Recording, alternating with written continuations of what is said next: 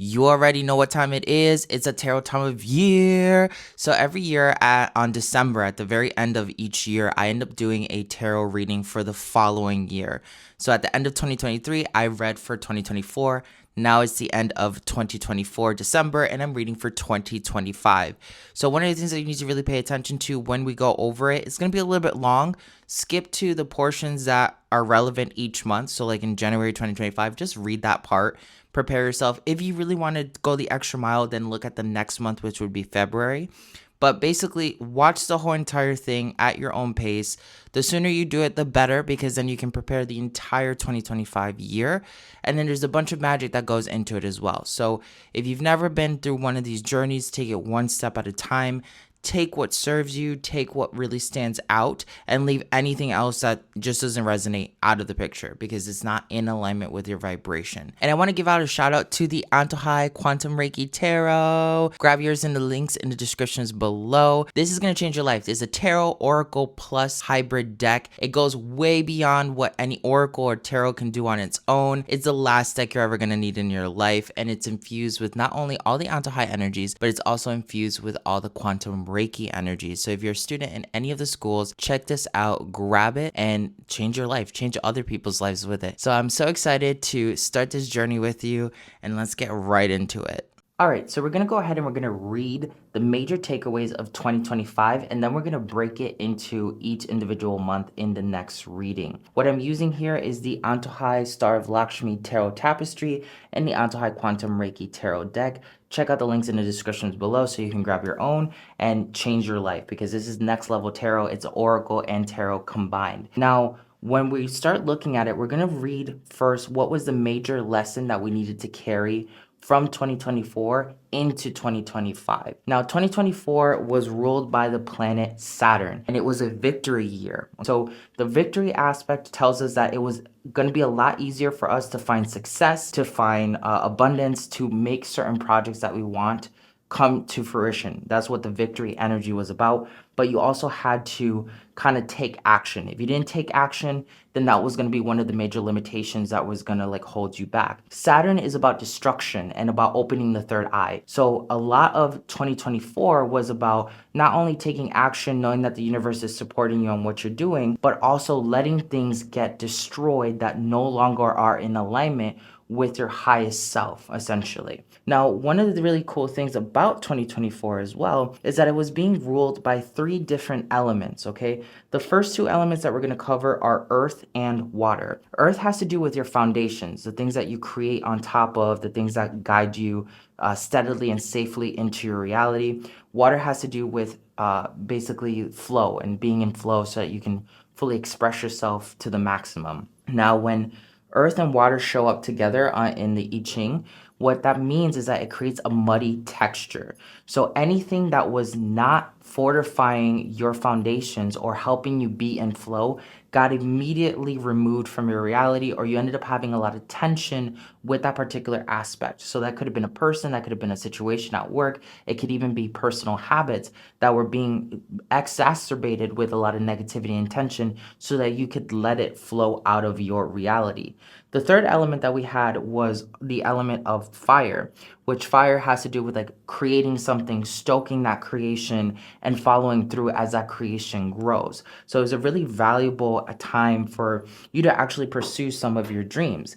Now, two cards here that are going to tell us what was the major lesson that we really needed to embody, that we need to be owning at the end of 2024 so that we can really have a smooth ride in 2025, is the first card here being the energy of the Hangman, which is a new perspective, a different way of viewing yourself, a different way of viewing reality, how you interact with reality, and how you allow reality to create on your behalf. That's the energy of the Hangman, like changing who we are and flipping it on its head, essentially, right? So as we enter 2024, you were like, sitting there, and then 2024 told you you needed to switch it up, right? So here on the card, we also see the upside down triangle, which is the element of water. So you see an echo here of water, with the echo here, water. The most important thing was to step in a state of flow, okay? And that was unique for every person. So right now, at the end of 2024, if you're not in a state of flow, if you feel like the year was really difficult, that you're not where you wanted to be, is because you still haven't shifted your identity into the new version of you that will allow you to have that. Now, the really interesting thing too is here we have that element of infinity. So infinity is about the halo chakra, is basically confirming to us that we are transcendental and we're changing, we're dying, we're rebirthing from an old identity. The card being associated to the number 12 is also telling us that the universal consciousness, the Akashic records, were helping us to accomplish this particular goal. So if you did it right at the end of 2024, you're feeling great. It may not have been like the perfect year, but it was definitely a really good year for you to accomplish the things that you're looking for. We also have the energy of the Eight of Cups. So 8 is associated to that energy of infinity, okay? So here we have like a double reference here of self-transcendental energy. So like you're growing past who you used to be. You're no longer playing by the rules of who you think you are, etc. Now, the Eight of Cups is another water energy. So we have water here, we have water here, and then we have water here. Triple water energy. Flow was the most important thing to master. If you don't have some sense of flow right now as you're entering the year or you're wrapping up the year, this is what you got to prioritize above all else, okay? Now, the most important thing too was getting rid of anything that made us stagnant, slothful, lazy, procrastination, stuff like that. That could have been people that were holding us back that no longer like are growing. That could be habits that we have, like maybe you smoke a lot of weed and you don't get a lot of your works done. But essentially, you had to evolve beyond your old identity, evolve beyond procrastination and idolescence, and step into a new framework of yourself. So if you're in this new identity and you know that, 2025 is going to be really, really easy. If you have not mastered this, whenever you're watching this, try to make that as quick as possible, that shift, so that the next year is really easy. Now, the other thing I want to remind you is that 2024 was echoing 2022. So if you did not shift the thing that was being highlighted in the 2022 reading in 2024, that's going to be also something that needs to be caught up. Like that's like homework that's late, essentially. And I'll give you an example. In 2022, if you were in Aries, you were supposed to change your diet and you were supposed to change your health habits in general. So like stop doing things that are not good for your health, right? And each zodiac sign had something very unique to it. So you want to make sure that you check out that. I'll link it all in the descriptions below so you can really work with that. Now, this rune right here is the rune of man, okay? And this rune is combining the essence of what 2024 and 2025 are trying to accomplish. This is divine unity, and manifestation is the energy that this comes through, while also helping humanity reach its next level. So if you are a healer, an energy worker, or you're somebody that guides the world to a better state, your main interest is to help people connect more into divine unity and their manifestation potential as you work through 2025. That's going to be one of the major rules here. Now, 2024 had that fire energy that we're describing down here, right? That triangle fire energy. Well, as we switch from 2024 into the first 2 months of 2025, that fire energy actually is transforming into lightning energy, or thunder and lightning. Now, what's really interesting is that this first fire energy is like we were starting to try to start a fire. We were trying to keep that fire alive. We were trying to grow that fire. Now the fire has become way more intense. It's become electricity itself.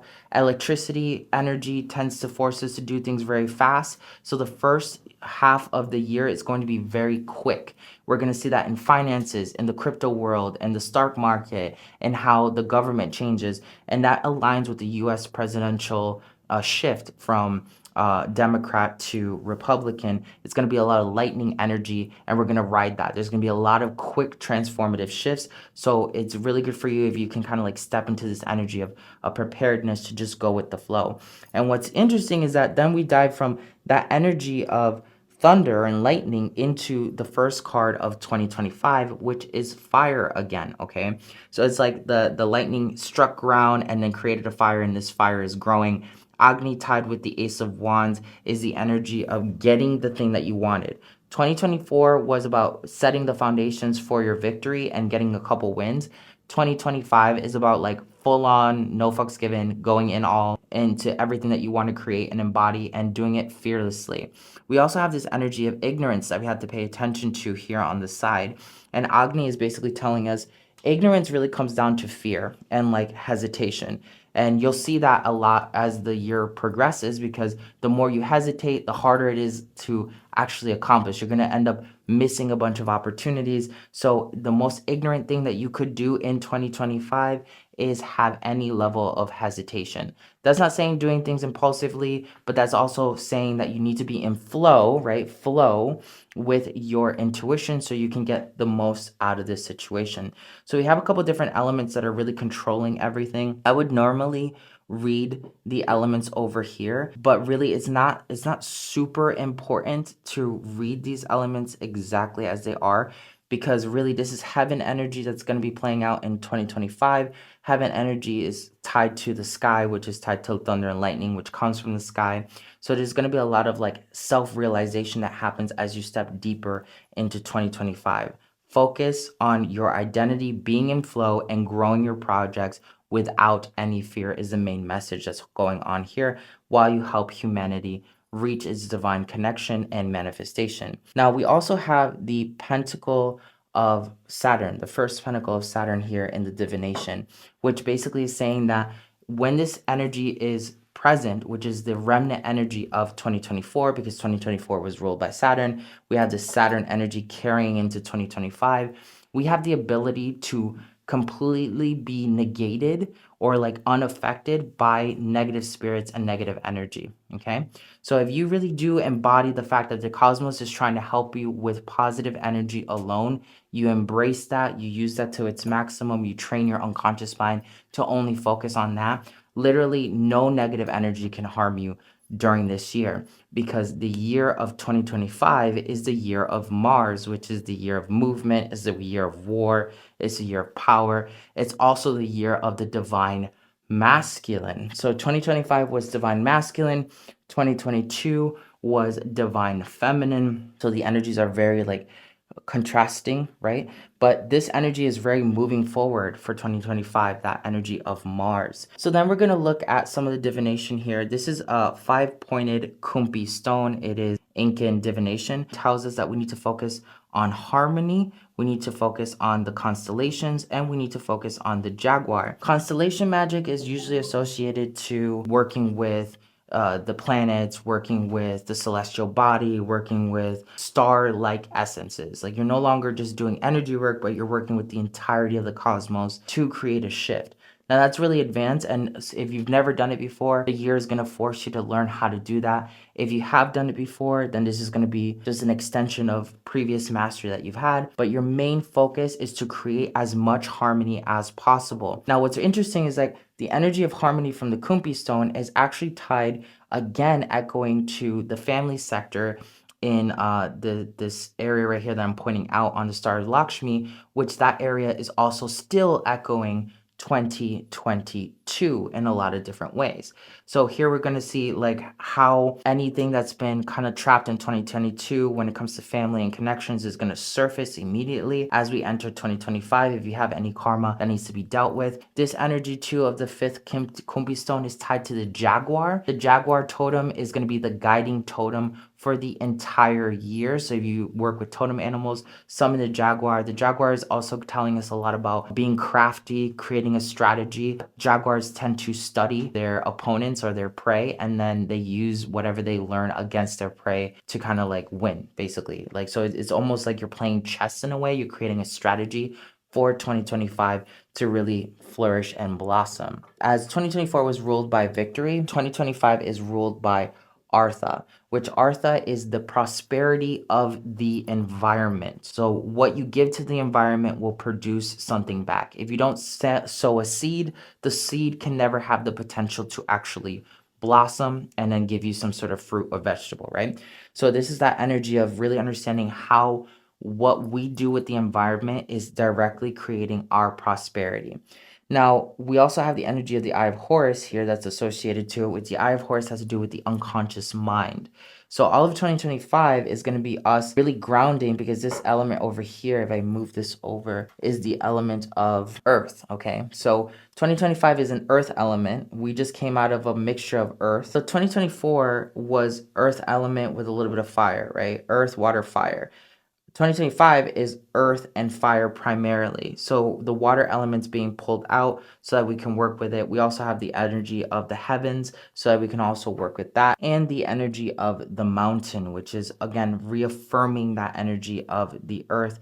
Mountain has to do with stability, really reinforcing your personal power and not being shaken, right? The biggest mountain is yourself. Now, as we look at the energies that are going to really open up each quarter of 2025, it's important to understand how they play into the equation. The first card is the energy of Set, or the energy of the Tower, and that is being ruled by Mars and Uranus. So right off the bat, we have this understanding that it's not going to be the easiest transition as we step into 2025, depending on where you are with your creations. All you have to do is work with it. There are things that still have to be destroyed for you to fully embrace the maximum amount of power that you have available to you. Mars has to do with very quick movements, also not giving a shit about what's in front of you. Uranus has to do very similar to the energies of Saturn, which is destroying things or causing an earthquake. So everything that's weak in your reality topples down like the tower. So here it's a lot of still like earthy, like really intense earthy energy, because an earthquake would be like earth energy, right? So Set, being the overlooker of the Tower card on my tarot, is reminding us that too much masculine energy is going to be a problem. Even though the 2025 year is a masculine Mars energy, if you're too overpowering or over domineering, then you're going to have that blow up in your face. Having masculine energy is taking action, but not trying to like be a overlord of other people. And it's really important that you keep that in mind. Otherwise, this main energy that's controlling the entire year is going to really ruin you. That being said, the year of 2025 is kind of sort of being owned by that god Set, the desert, some chaos, and the gods of war.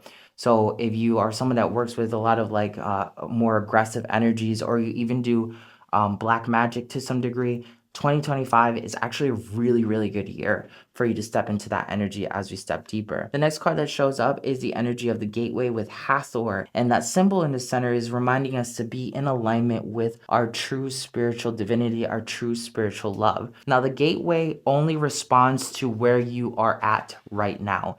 If you are embracing a lot of negativity, the gateway opens up a doorway to more negativity in some way, shape, or form, right? If you're in a positive state, the gateway opens up more to the positive. If you're in a neutral state, etc., right? So it's really important for you to kind of like take an internal registry right now as you step into 2025 and you wrap up 2024, and ask yourself, am I in a high vibrational state that's going to bring me more of what I'm looking for? If I'm already getting what I want, then I'm in that vibration. Or am I in a negative vibration that's working against me? If I'm having a very hard time currently, that I am not in that vibration. And remember, this gateway opens based off of whether or not you've changed your identity and you're in flow and you're not letting certain elements in your reality hold you back anymore. But what's really interesting is that we have the energy of the hurricane. So huracan comes with this really deep energy, like we're not negotiating. There's no negotiation on whether or not this intense shift of energy is going to happen. There's no negotiation with huracan. It's going to happen regardless. You can work with it or you can get wrecked by it. Then we have the energy of Guavan Sec, which Guavan Sec is also kind of like the energies or the very intense winds of the hurricane itself. Basically telling you there's a double whammy. Like this is going to happen regardless of what you expect. Now, when I did my presidential tarot divination, I didn't post it, but actually the hurricane was the first card that came out, saying that if President Trump ended up winning, the hurricane was going to start immediately. Okay, so here's another echo kind of just confirming once Trump becomes president, the hurricane will begin. So it's really important to kind of just prep yourself for that first quarter of the year, making sure that you're not self-sabotaging or doing anything negative in that sense. Okay, that's not going to work for you long term. This is like the major juice right now for 2025. Now we're going to break it down by every 4 months. So we're going to start here. This is 4 months, 4 months, 4 months, and then we're going to end here 4 months to kind of just know what we need to do. Now, 2025 is ruled by the element of time. That's your 8th chakra. So if you work with the Antojai 8th language, or you know how to work with time and space and infinity energies, that's what you want to master all of 2025. The 8th chakra is your main focal point. And you're going to notice that every once in a while, when you're working on your 8th chakra, you're going to be brought into your solar plexus chakra. Those are the 2 major chakras of the year. Now, the first 4 months, the first quarter of 2025 is coming up with the energy of luxury. Okay, so this energy of luxury is asking you, what are you bored of? And what are you still holding on to that you will not release? Okay. Now, that can be a certain identity, a way that you think you need to be doing things, personal habits. For me, I had this realization that I can prep the next coming year now so that I don't have to think about what needs to be done in 2025. And if I do that, my life is actually going to be a lot easier if I just prep and plan everything immediately as we do things, right? So that's an example of something that I need to let go of, because usually I do everything like step by step in the moment. But now I don't even have to do that because it's going to open up more doorways if I learn how to like pre-plan things in general. It just make my life a lot easier. Now, the energy of the King of Cups comes up.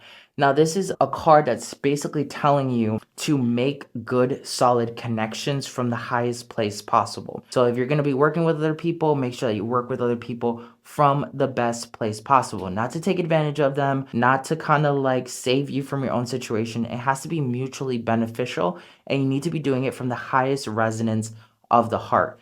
If you're capable of doing that, you will not only find amazing partnerships that will carry you on into the next coming years, but you also will find a new level of yourself that you never knew existed, because you are no longer holding yourself back to an old identity. Now, the energy of death is very, very powerful here as well. Now, in my 2024 reading, at the end of December, the energy of death was going to be one of the major things that was holding on to the entire reading. And the playback, I'll show you it in just a second. As we end the year, we have that death energy that was up here. But essentially, that death energy for the first 4 months, the first quarter of 2025 year, is still going to be carrying itself really deeply. So you still have time to kind of like let go of things that you know are no longer helping you, while developing a new personality that is helpful in your growth. So like that personality that you develop is going to be helpful to helping other people, to helping yourself, to becoming more community based. And it's all about letting death happen. This death energy is also sort of echoing this death energy here from the Hangman, because Makahala is the god of death and time and transcendence. So here we kind of see like this 2024 energy is going to really carry in for a couple months into 2025. Then the second quarter of 2025 starts off with an intuitive knowing. So we really need to be already, if not working with our intuition and our consciousness, our subconscious, to create the things that we want, or we're going to be developing it at this time. So some people really like to do the work. They read these tarots and then they do the work before we get to certain parts so that it's easier for you. And you definitely have the ability to do that if you pay attention to what's being said here. Now, it's really important to focus on the good that you have done in the second quarter of the reading. So how have you helped people across your lifetime? How have you learned how to become more abundant? Like, this is a moment in the second quarter of 2025 to not only listen to your unconscious mind, but recognize the strides that your unconscious mind has done. A lot of times we focus on, oh, like my conscious strides, the strides that I've done because I've done conscious thinking, conscious work, etc. Where this is basically asking you to actually acknowledge the subconscious work that your subconscious, your other half, is doing with you. Your consciousness is yang, masculine energy. Your subconscious is female, feminine energy. They're 2 different versions of yourself. And if you're always giving access and recognition to the masculine, the divine feminine is going to retaliate and is going to stop working on helping you. So here, the second quarter is almost telling you, be more divine feminine. The first quarter of 2025 is all masculine energy. Be conscious, take action, look at the things that are not working, get rid of those things, and be proactive. Where the second quarter is almost telling you, look at your unconscious mind, think about all the work that the unconscious has done, recognize her subconscious work, coming back to that energy of the Eye of Horus that is right here that I told you was going to open up that 2025 year, recognizing our inner child, recognizing that we are not just creating things at face value. We're creating it from an internal relationship that we have with ourselves. If your yin and your yang are not balanced and working together, then you're going to notice obstruction and density happen in your external reality because there's disharmony internally and then there's going to be disharmony externally. And remember that the Kumpi stone was reminding us to focus on harmony, to allow anything that has lack of harmony with your reality to disappear in December. If we pay attention to what it's saying and harmony comes back to the family sector, this is going to be how can you be more divine feminine or matriarchal in your own family structure, whether that be friends, etc., right? So finally, we come back with the energy of the Nine of Swords. Now, the Nine of Swords usually is associated to like pain, trauma, resentments, things that we won't let go of. It's not necessarily something bad happening to us, but it's us it's more so like what we stay focused on. So if you look at the card, it's like she woke up from a nightmare and she's just crying because she can't let go of the nightmare. Nothing bad is happening to her. She just won't let go of the negativity of the past. So this is where we're also looking at this card here, the Six of Pentacles. The Six of Pentacles also has to do with the past. Here's a double past reference, right? And remember how I told you that 2025 was going to be the year of controlling or mastering the eighth chakra, which has to do with time. We're leaving 2024 with one of the time components. We're walking into the first quarter with death energy, which is also still continuing that essence of time. So on the second quarter, it's really important to recognize what is still coming up that's haunting you. I'll give you a great example of how I dealt with this earlier today, actually. I was taking a shower and I started having like memories of when I was like about like 21, 22. And I was in a situation that made me feel really uncomfortable. And I couldn't shake the memory. It was just like kind of actively summoning itself to me while I was taking a shower. And I was like, where is this coming from? And instantly I had this thought, well, if time and space doesn't exist, and this memory is coming up to me right now while I'm taking a shower, I am currently in alignment. I'm on the same frequency as 21, 22-year-old me. And that's why I'm having this flashback. So I'm going to choose to take this moment, stop everything I'm doing, and impact that version of me. So what my 21-year-old self registered as a negative experience, me now, I basically rewrote that memory in my mind and said, you know what? It only seemed like a negative moment at that time, but now looking back, look at all the good it's done. I can change how I interacted in that moment and use that to my advantage. I did that for all of 5 minutes, and when I came out, I felt amazing because I had rectified something that I was holding on in my mind for such a long time that was like negative, right? Like that event, I used to see like, oh God, I can't believe I did that. I can't believe I went into that. So then I started looking at my subconscious self and being like, you know what? That happened for a reason. We did it together. We moved forward, etc. Right? I helped my divine feminine let go of what it was holding on to that was an echo. That is essentially overcoming karma. A lot of times we have like these thoughts that come into our head and we're just like, oh, let me just shake that thought off. But that thought is coming up because everything happens for a reason. Everything's synchronistic. If a memory from 10 years ago is happening while you're taking a shower, it's because you in the shower and you in that memory are aligned and you can impact each other. The past impacting the future impacting the past. And that's a valuable lesson for the second quarter of 2025. So now we walk into the third quarter of 2025. And that is primarily focusing us on that family sector here. Now, the family sector is reminding us that Ace of Cup energy. So remember we had the King of Cups over here, right? So the first quarter of the year is going to start echoing on the third quarter of the year because we're going to be experiencing the king holding the cup. So the first quarter of the year is basically us trying to like fill the cup, get prepared. And then the third quarter of the year is like, okay, we finally have the cup. Now it's time to drink from it. Now the Ace of Cup is basically reminding us a lot of that energy of accomplishing something that we wanted and owning it. So a lot of times we call in a manifestation and then we have a problem owning it because it forces us to, again, reinforce a new identity, evolve as a person, and maybe makes certain people around us feel uncomfortable. And that's why this portion of the 2024 lesson is going to be so much more heavier on the third quarter of 2025, as well as us remembering, hey, there's a lot of good in our life. Here's another four energy, kind of like remembering, like, we have a lot of good in our life, even if we do have to give up a little bit of something here and there. There's also many blessings that we receive. And if we focus on looking at those blessings, we'll only be in alignment with more blessings. And I'll give you another example of this. The other day, I had a really awesome break on one of my investments, and my investment came back, but it was about like $20,000 short than what I had anticipated. And my mind immediately went to, oh man, I could have made so much more money. Like, man, it's cool that I made my investment, but it could have been 20 grand more. And one of my friends was like, why don't you just focus on the fact that you got this investment? And like, that's a huge win. Let's just focus on the good that's happening instead of what could have happened, and reinforcing that this moment is not good enough because of the fact that like you didn't get that extra 20K that you were expecting. Okay. Now, that when my friend said that to me, it really opened my eyes, and I was like, you know what? I'm not even being fully grateful for the fact that I did get a payout that I was not even expecting in general, right? So this is one of those things that you really need to be paying attention to.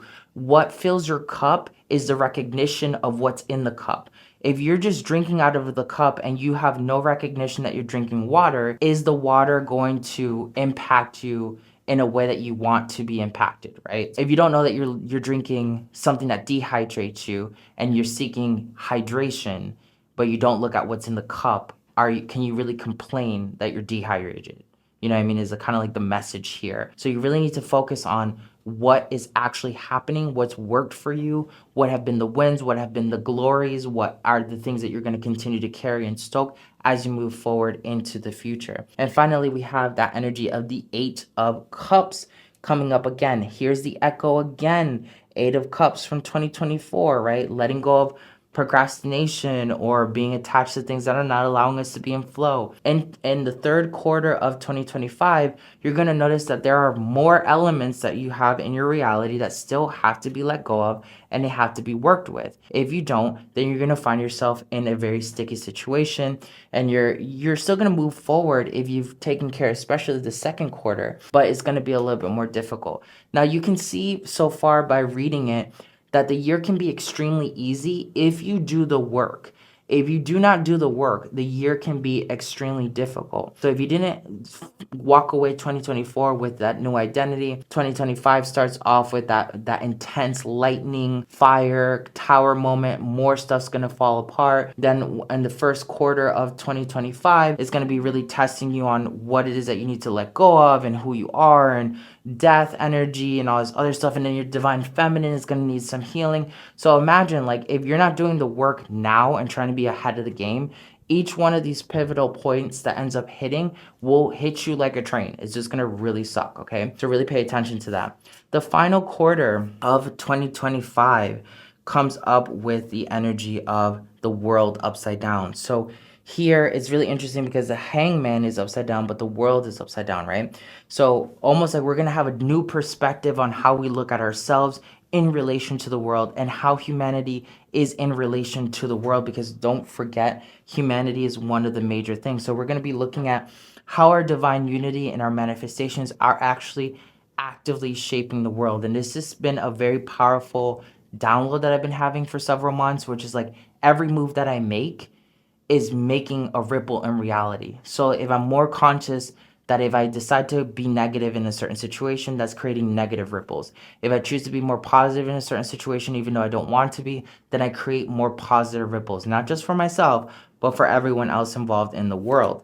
Now, the next card that ends up coming out is the energy of the Wheel of Fortune. It's tied to your soul energy, it's tied to rebirth, and it's also tied to a lot of luck and positivity, kind of almost reinforcing the energy that was coming in from 2024 into 2025. How do you change your identity in 2024 and own that into 2025? You're still riding the victory energy. If you don't have that identity shift, then you're not riding the victory energy. But what's most important is by the end of 2025, on that final quarter, we have the energy of the Knight of Pentacles, which is you're going to have the ability to choose whether or not you keep going to war, or whether or not you choose to have a relaxation time. Now, this card is really important because if you are in investing, whether it's crypto, stocks, or other, 2025 is the year that you want to do the most level of investing so that by the end of 2025, you have the ability to say, I'm going to work harder, or I don't have to work, or I don't even have to work as hard, right? So this is a financial year, Mars energy. Mars is war. So when you go to war, you end up basically collecting the spoils of that war. Spoils can be property, money, people, allies, alliances, like things like that. They're like treasures that are going to surface at the very end of 2025 if you've been able to follow along with the major life points of the reading itself.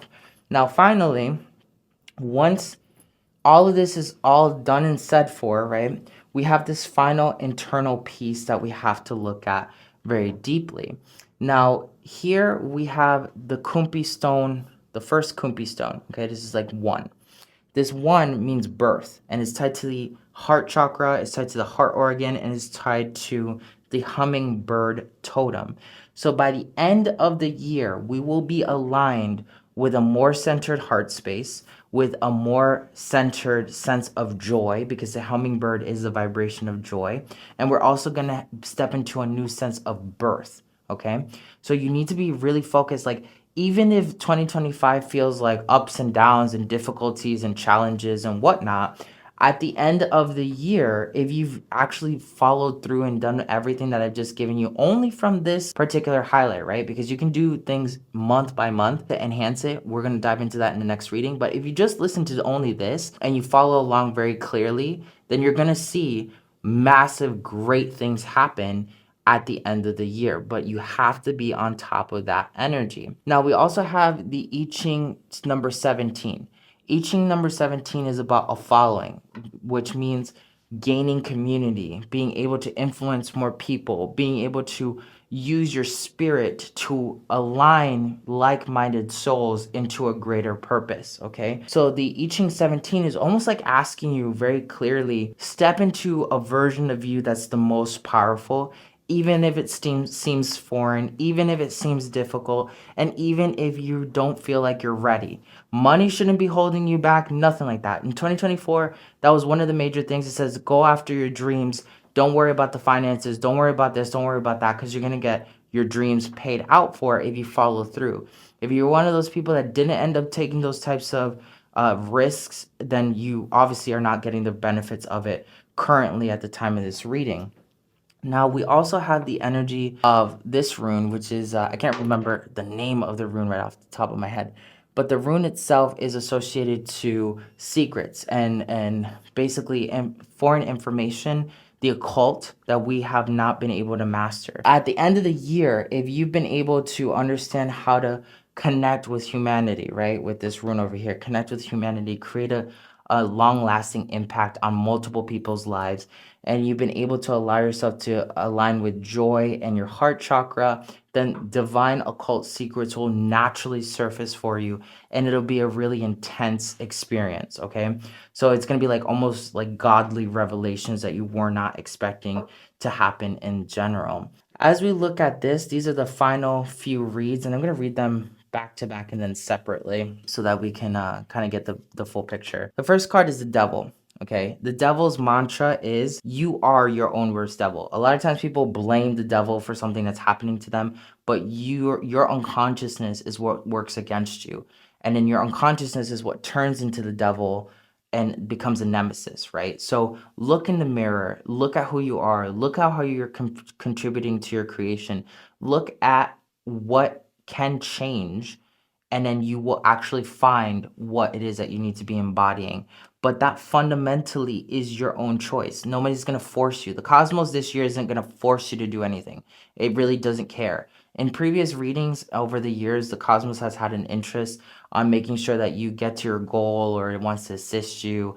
It's only matching your energy. So even though the universe is like, yes, I'm going to help you do whatever, it's not going to force you to step into your reality. This year of 2025 is not you being like, oh, universe, I hope for this to happen. Please help me. This year is not about creating a bunch of spells. This year isn't even about doing your manifestation techniques. This year is about being the frequencies that are the manifestation itself. So if you want to be skinny, you got to go to the gym. That's got to be part of it, right? If you want to be more financially savvy, you guys start picking up those books and reading about them right now so you can actually get to the next level.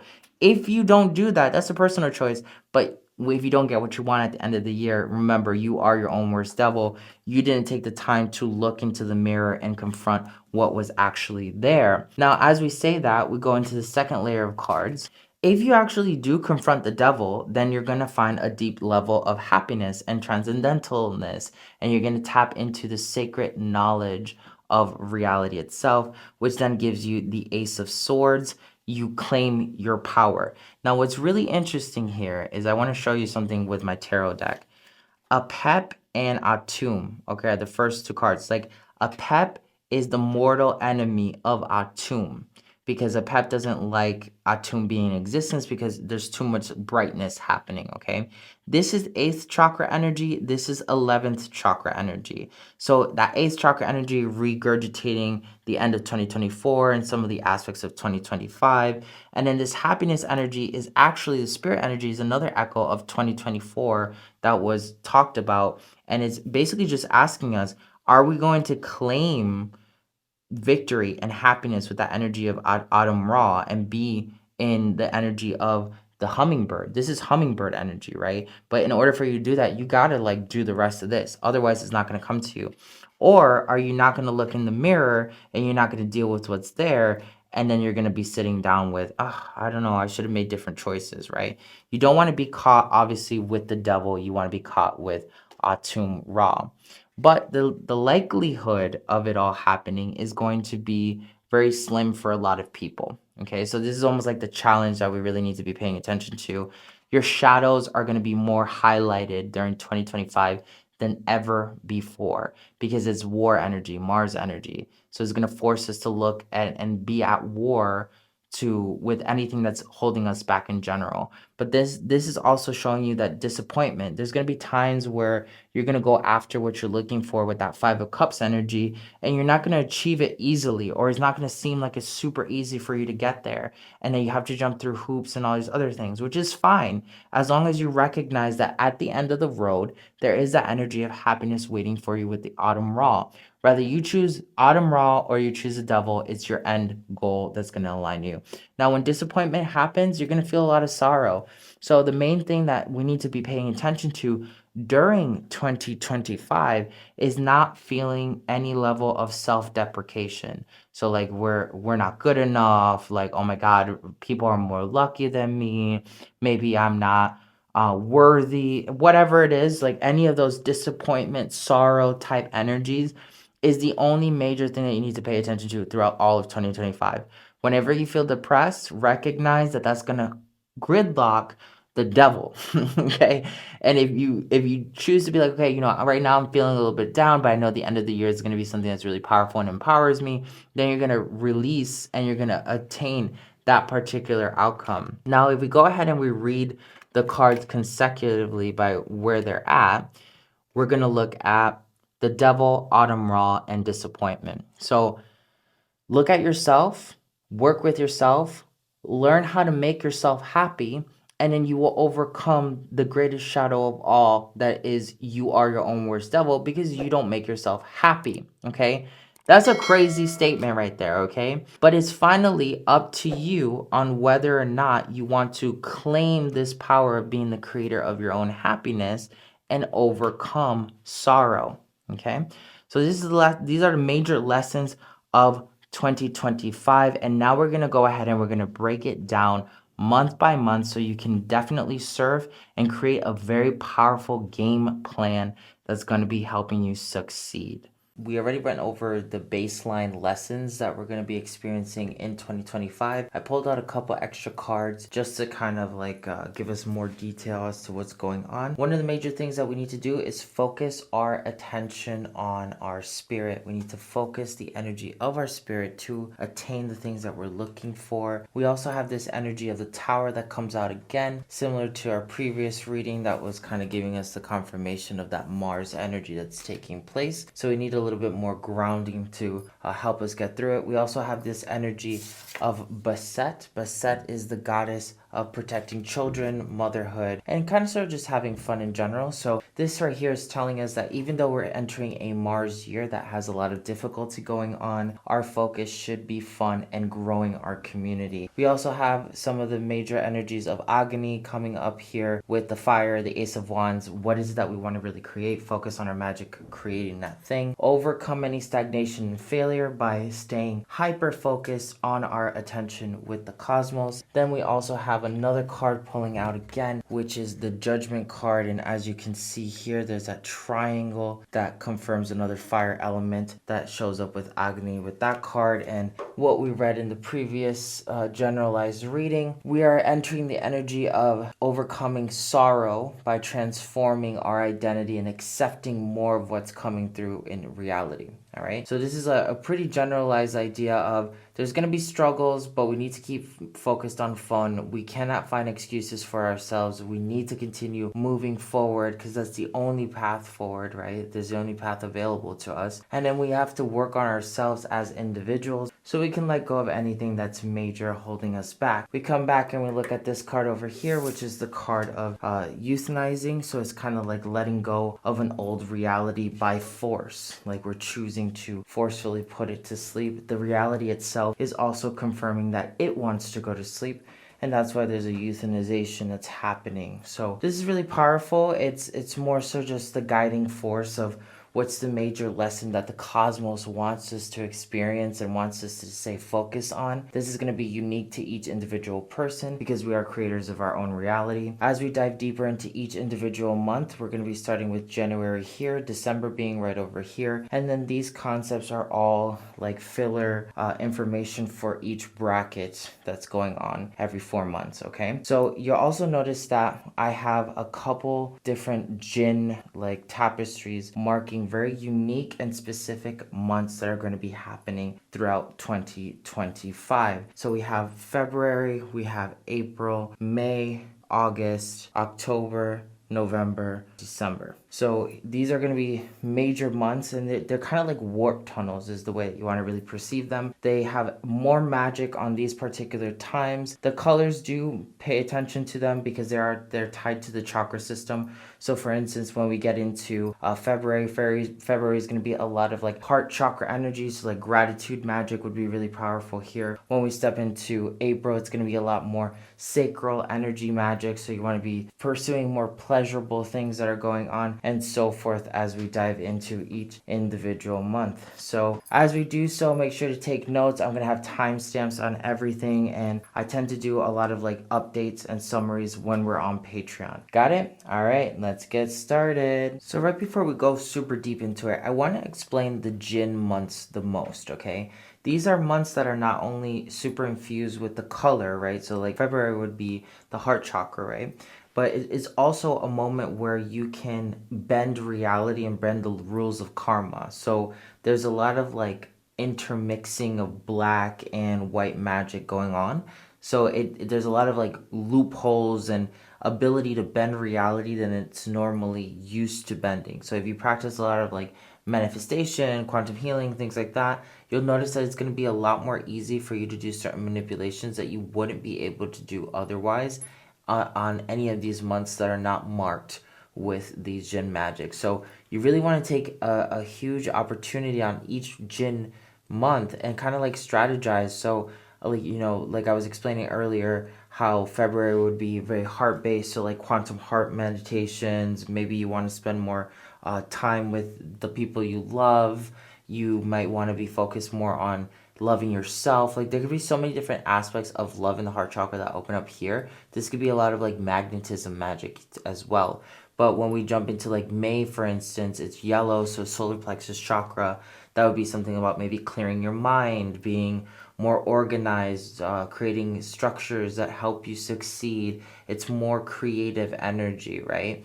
And during these months, there are like consciousness loops, meaning that the state of the cosmos itself becomes a jinn or a genie. And if you learn to tap into this energy by being conscious that these particular months are going to have that genie energy, then you can basically communicate with the genie of that month and ask it to help you open up your heart chakra a little bit more, have better sex, allow yourself to become more creative, tap into psychic abilities you never thought that you really had, feel more safety, have more like passion and divine connection, or communicate your truth more deeply, right? So there's a lot of different ways that you can look at it, intuitively channel what you need based off of the chakra, and then try to actually just choose that the whole entire month of February and April and May, etc., are all actual consciousnesses of their own. Like we're living inside of a genie during that month. So you want to use that consciousness to your advantage. So we are going to be ruled by the fifth Kumpi stone, most primarily during these 4 first months of 2025. And that's all about bringing harmony and constellation magic into our reality, which is interesting because this month also has, like two almost separate moments here where we can practice being even deeper in connection with harmony in our heart center and harmony in our emotions. So you can kind of see a bit of like a divine templating that's happening. The rune of the man that shows up is the rune of divine union, harmony, manifestation, creation. It's basically the energy of humanity. So something huge is going to be being manifested towards the energy of harmony that needs to be divinely connected between the masculine and the feminine of our reality. Since the two jinns here during the first 4 months are indicating a lot of like emotional, heart-based energies, you're going to start seeing in these first 4 months relationships being tackled, rather for the better or for the worse, really having heart-to-heart based conversations with yourself and other people, and maybe even having more clients that show up that have that type of energetic tendency. We also have King Solomon's Pentacle, the first of Saturn, which is also ruling all these 4 months that are coming up from January to April. And that is all about bringing terror into the spirits of darkness. So during the first 4 months, there's going to be like this hyper passionate protection energy where any of your demons, any of the negative things that have been haunting you, haunting your family, haunting your home, you can actually command it out of your reality. Which this month, again, coming back to the jinns have to do with a little bit with black magic, but jinns are electromagnetic beings, okay? So regardless of whether or not you practice black magic or not, you're going to experience these months just like everybody else because the cosmos is both positive and negative. So during the jinn months, you almost have this opportunity to really magnetize something through the law of attraction into your reality. And if you can keep that in the mind and in the forefront of your mind, working towards divine union, harmony, and getting rid of any spirits that want to fight against your divine ascension. All you have to do is command them, do the internal work, reach certain heights, and then when you find anything that is negative or not serving you, tell it to get lost, tell it to go find a new home, and don't reason with it, command it out, okay? So this is really powerful stuff during this first 4 months of 2025. Keep that in mind as we dive into January. So let's go ahead and dive deeper into January. We have the goddess Lakshmi leading this, all right, which is amazing because Lakshmi was the goddess of 2024. This is a fantastic sign because it's showing us that she's here to support us towards our prosperity, especially if you've been doing the work. And this is also about the energy of the 0 point, the lock. It's about bringing in alignment with what you've dedicated yourself to. So if you've been doing the hard work, amazing job. You're going to get a super huge payout during the first month of the year. Focus on your goal and let abundance speak for itself. We also have this energy of the Empress upside down, which is the energy of Venus. Now, this is really interesting because Lakshmi is one of the goddesses of Venus. So then when we see the energy of Venus come up again upside down, and this energy is also associated to the sun, we see that there's going to be a little bit of like a disconnect for people when it comes to like loving spirit, loving themselves, being able to connect to community. This could be because of some sort of social matter that's happening around the world, or it can also just be because people are on this wavelength of asking themselves what prosperity means to them and how that's going to actually bring in that energy, that spirit aim into their reality. Where do they really want to focus during like such a transformative phase of 2024? And their unconscious is going to be contemplating this before they're even aware of the things that are going to be happening. So with this energy of the Empress coming upside down, she's reminding us to like not really get focused on the material aspect of life. Like life has so much more than just the material things that we may experience, right? It could be like the actual connections that we have with people. It can be the adventures we go on. It could be the times that we meditate and we hit like eternal bliss. There's so much more that's going on than buying things, and there's so much more than going on than just constantly being in this cycle of consumerism or having to validate yourself through some sort of materialism. So this is more so enjoying the pleasures and the simplicities and the luxuries of life that are natural in our existence as human beings. It's a very powerful energy. Now, this is also the energy of breaking out of the Antakarana. The Antakarana is this cycle that your spirit goes through over and over and over, showing you more and more and more tension on a subject matter that you need to evolve past. And if you don't evolve past it, it just gets more rough. So here, as it shows up upside down, it's showing us that we're not experiencing the Antakarana. This is showing us that humanity as a whole has decided to evolve past a major limitation that they felt was part of the equation, okay? So this could be, again, societal and personal at the same time. People got fed up with an old reality and they decided to move forward. So that moving forward is also this huge awakening of change must happen, and a lot of that change is also going to be happening in terms of the economy as well. Then we have the energy of correspondence, which is as above, so below. It's the energy of water. Now, what's interesting is 2024 ended with water, right, from our previous reading. And this water energy showing up here is just confirming that some of the 2024 energy, that water energy, goes seeping into this reality as we're starting off with some fire. So it's not going to be like a really immediate super head start that we have entering January, but it is also going to be a flow-like state. So it's almost like you're going to have all these opportunities to start really blowing up in whatever direction you want, but it's not going to be too rough or too fast where you can't handle it, is basically the energy that's here. We need to understand what worked, what didn't work, and choose to take action with what is working to get us closer to our reality. Prosperity is guaranteed. One of the main things, though, is that we have to sign off from anything that gives us a bit of like this energy of slavery, like we feel indebted to something. Like if you have a friendship that feels draining and you feel indebted to it, it's time to find distance or cut it off. If you feel like you're indebted to a certain identity of yourself because you've worked so hard, your identity deserves to evolve. Your identity deserves to have a higher space of consciousness that can co-create with you, because if not, you're keeping it suppressed and you're keeping it in a cage.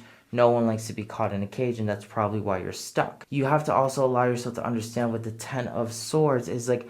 A lot of times we put ourselves in situations that are disadvantageous for ourselves because we don't listen to our intuition. And this year, during January, that's going to become more louder than you've ever seen it before. Yes, the universe is balancing itself up as above, so below, and there's like this flow like energy that enters to make the rest of the year easy, but it's also forcing us to step outside of the pattern of self-sabotage so that we may remain in flow for the rest of the year. And that's the most prosperous thing. For some people, they're going to experience that like flow energy that I've described for January as a bad thing because they don't really want to change. There's a lot of people who say change is scary or change is difficult. Reality is constantly changing. So anyone who starts struggling in January, all you have to do as a healer, as a practitioner of any kind, if your clients are having a really, really hard time in January, they are stagnant people. They are people that even if they look like they like change, they are not choosing change at this time in their reality, and that's why their reality is becoming more dense. Your main thing as a healer is to help that person move past their rigidity so that they can get back in flow with the cosmic energy and everything will move smoothly with them from there on out. If you see people in your reality coming through and they're having massive blessings and it's different at every capacity, but you're feeling the good vibes, you're feeling extra charged, everything feels like it's opening up to new levels, it's because that person is in alignment with letting go of whatever has been holding them back, and then that's what's allowing them to be in this higher sense of flow, which is true evolvement. This is a really interesting time because remember that euthanize card that we pulled out earlier was telling us very deeply we have to choose to put something to sleep, and that's very close to this energy of the spirit aim, which is telling us that should be the goal. A lot of us have to choose to move past certain situations that really cause us negativity or like stagnation. We've already said that, but this is also having like really deep conversations on what you need. Creating boundaries is really specific here. And the energy of the Six of Swords, the people are traversing like a lake, right? This is a boundary in a way, right? So they can get away from whatever it is that they were originally in. Start thinking about what boundaries you need in 2025. You need to start planning your 2025 year right now. If you are not doing so, you're already kind of like behind. So catch up. You need to start off with boundaries. What boundaries do you need in your habits? What boundaries do you need in your relationships? What boundaries do you need in your potential to develop as a person, right? Because everyone needs something different to evolve as an individual. You need to choose the higher road. And then this first month of January is showing us that if you are not already in alignment, the first month of January will be very difficult. You're going to have to choose to ascend or to crumble and have a difficult reality start manifesting for the rest of the year. If you don't have any ripple effects with any of this, this first month is going to be just pure reflection on all these different shifts that have happened throughout 2024 that have given you this momentum of peace during 2025's first month. So if you did the work, the first month of January is basically a recharge spa like day. You get to see, wow, I did this in 2024, and that's what's prepared me for this next thing that's about to happen in my reality. But you need to understand that just because you have higher awareness of this reality, and you need to allow yourself to still have humility and understand that not everyone may have gone through the same transformative shifts in awareness as you. So compassion is necessary for people who are actually struggling, okay? This also shows us that people who are having a struggle, a time full of like very dense energy, not to look at the people who are actually flowing and having a better time in a negative light. Don't grow envious of energy. This energy of 2025 also has a lot of this demonic force called Leviathan. Leviathan is like this huge serpent, kind of very similar to the serpent of Pep in Egyptian alchemy, but Leviathan focuses on envy. So with this card here, it's telling you not to really, if you're having a difficult time in January, not to look at people who are doing better than you as like, oh, why do they have it lucky and I don't? It just means that they followed their path more in alignment than you did. And it doesn't mean that they're any better than you. It just means that they've chosen to listen to themselves.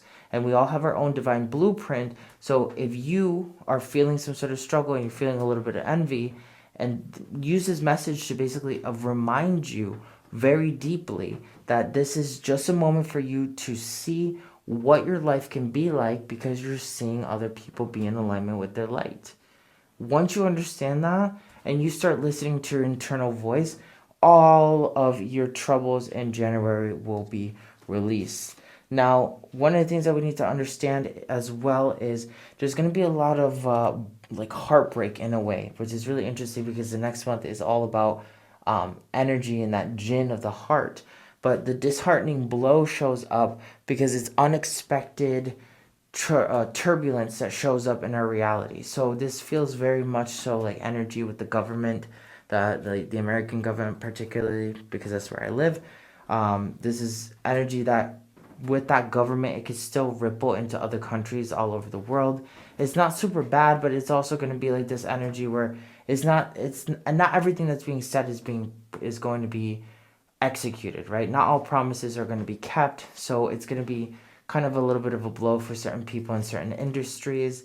I'm particularly sensing a little bit of crypto instability that would be happening in January, so kind of just make sure if you are investing in stocks and crypto that you do have like a good exit plan. This is also a great energy for civil transformation. There's going to be new topics that are brought to the forefront in January with this disheartening blow that forces people to get out of their comfort zone and actually start speaking and addressing things that actually matter at the core of all humanity, not just individuals from specific groups, but actual things that are impacting the collective whole of humanity itself. As we go through this stage, there's going to be a lot of time for rest, and it's also going to make us feel a little bit tired because we're manifesting a lot. The whole entire collective consciousness is choosing to hyper manifest. And that what I mean by hyper manifest is like it's chosen to really step into that energy of Pluto entering Aquarius and for the US and really make cataclysmic change that echoes all across our existence, all across every culture, all across every individual impacted in the human society. So there's a lot of like global change that happens, and it's gonna feel tired. It's gonna feel like it wears you out. So you're gonna feel that energy of like drain, but you're also gonna be able to sleep it off. You'll notice that the cosmos is working in tandem during that January month to really make it easy for you to integrate everything that's coming through. Don't fight those times where you get a little bit tired. Don't fight those times where you just feel like you need to disconnect because that's your natural rhythm. In Hermetic alchemy, there's one of the rules of rhythm, and rhythm is stepping into your organic etheric wave. So like your own sound wave, your own vibration. When you follow the rhythm of your body, you actually get more in tune with the law of attraction. So pay attention to that. There's a lot of good things that are going to be surfacing in the month of January as well when it comes to luck. You don't have anything to really worry about that. And then we end with the energy of the Hierophant green, okay? Which then is really interesting because we're walking into the green Jinn in February. So the Hierophant green is basically telling you to take a rest in your heart space, okay? So I'm reading these cards in real time with you, telling you what they're all about. And it's interesting because you start seeing synchronicities as I pull them live. The green Hierophant is also about reminding you that you don't have to always have an answer for something. You can sit down with not having an answer and still be really confident in not having the correct answer but taking action from the unknown. A lot of times we think we need to have something completely panned out and detailed for us to take action and move forward.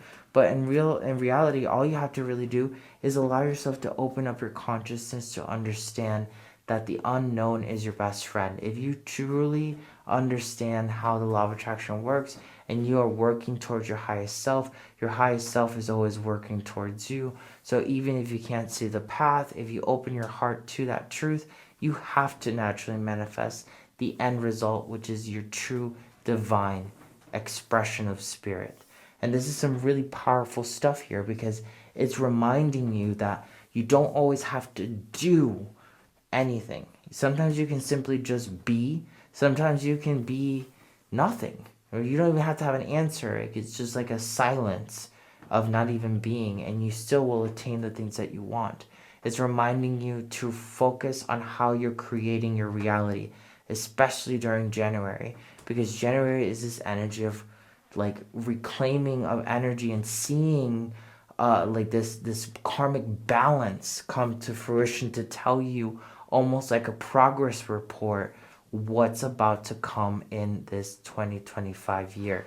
It's a very deep understanding of self. If anything, the mantra for January is know thyself, be with thyself, and truly accept every aspect of thyself. Now it's time to get into February. Remember, February is all about that Jinn magic. So it's the green Jinn heart chakra energy, opening yourself up to more of what the green Hierophant was talking about, okay? Now, make a wish during February.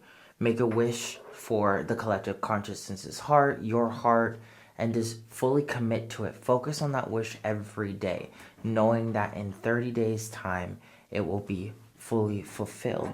And command every negative spirit with that Saturn first pentacle of King Solomon. Command any negative spirits out of your reality, only focusing on harmony within the entire cosmos so that it fully brings divine union in every aspect of your life. Really easy to do. Now, when we start reading, we have the energy of Brahma, which is the energy of the Knight of Swords. This right here is telling us that we are in a super creative position in our reality. Whatever we say goes. So February is like a programming month. Focus on everything that you say. You don't say anything you don't want to happen. Only focus on saying all the things you do want to happen. Focus on using your energy with intention. Are you going on this walk? Why? Because I'm focusing on my health. Are you going to hang out with your friend? Why? Because you want to improve your relationship with your friend and spend time with family. Try to truly open and live in purpose during the month of February. As the creator, you will become more conscious of the manipulations and the settings that you need to program in your reality. Only living through intentions do you actually understand what settings you need in your reality to be self-sustainable. Now, this creator energy is very clear. Like it's a little bit of like testing and seeing what works, and then actually reprogramming and saying, hey, I really require more like honest people in my reality, and telling that to the Jinn, kind of like talking to the cosmos and saying, okay, cosmos, I've realized that in order for me to open up my heart chakra and open up my heart center, I need more honest people in my reality, and that's one of the major stipulations that I'm creating. That is my boundary. Only honest people in my reality. By stating something like that and then saying something like, I command all dishonest spirits and entities out of my reality with that King Solomon pentacle, and I only bring constellation harmony into every aspect of my humanity and the collective consciousness. You see how I'm like creating a spell with just understanding what the ecosystem of the cosmos is? Now, the reason why you do that is because if you can work in giving the cosmos what it wants, basically the cosmos is trying to manifest these particular results for whatever reason it has.